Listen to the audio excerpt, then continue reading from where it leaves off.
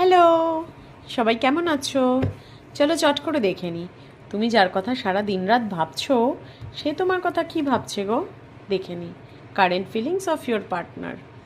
সে তো negative energy থেকে বেরিয়ে পজিটিভিটির দিকে যেতে চাইছে। তার এখন কিন্তু কোনো ভালোবাসা টালোবাসা ভালো লাগছে না। সে কিছুতে একটা কনসেন্ট্রেট করতে চাইছে। কিসে কনসেন্ট্রেট করতে চাইছে? টাকা পয়সা ইনকামের দিকে সে এখন কনসেন্ট্রেট করছে। সে কারুর ভালোবাসাই নিচ্ছে না, সে এখন ফুল মানির উপর কনসেন্ট্রেট করছে।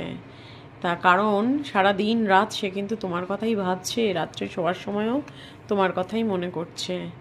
তোমাকেই কিন্তু সে জাস্টিস দিতে চায়, তোমাকেই একদম জাস্টিস দিতে চায়। এই মুহূর্তে সে কোনো ডিসিশন নিতে পারছে না।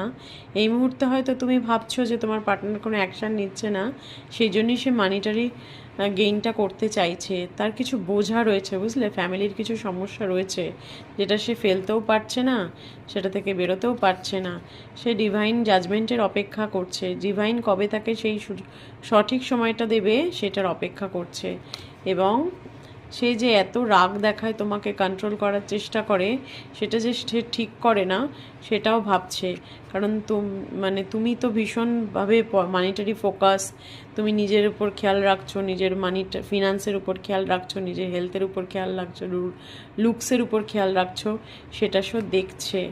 এবং সেই জন্যই সে তোমার সাথে একটা কমিউনিকেশন করতে চাইছে। কমিউনিকেশন করে কি বলবে? সে রিউনিয়ন চাইছে। ওয়াও, 3 অফ কাপসের এনার্জি। সে রিউনিয়ন চাইছে তোমার সাথে। Claim this energy. Thank you.